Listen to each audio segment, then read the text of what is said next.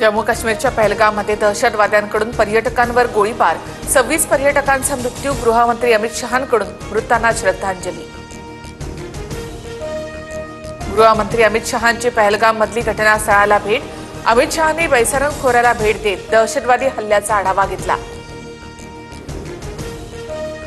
गृहमंत्री अमित शहांनी अनंतनागमध्ये घेतली जखमी पर्यटकांची भेट, अमित शहांकडून जखमी पर्यटकांची विचारपूस।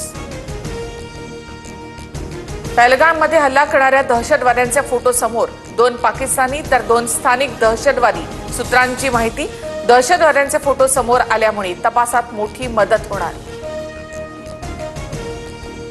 सौदी अरेबियाचा दौरा अर्धवट सोडून पंतप्रधान मोदी भारतात दाखल होताच पंतप्रधान मोदींनी विमानतळावर हल्ल्याचा आढावा घेतला। आज राजधानी दिल्लीमध्ये मोदींच्या उपस्थितीमध्ये उच्चस्तरीय बैठक। केंद्र सरकारने हल्लेखोरांचा असा बंदोबस्त करावा की त्यांच्या पुढील 10 पिढ्यांचा थरकाप उडायला हवा, राज ठाकरेंकडून संताप व्यक्त।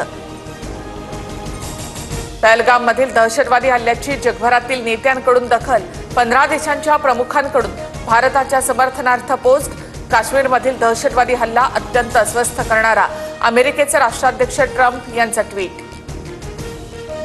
एक देश एक निवडणूक विधेयकाच्या अभ्यासासाठी संसदीय समितीची स्थापना, संसदीय समिती 17 मेला महाराष्ट्र दौऱ्यावर, संसदीय समिती एकाच वेळी निवडणूक घेण्यासंदर्भात विविध घटकांशी चर्चा करणार।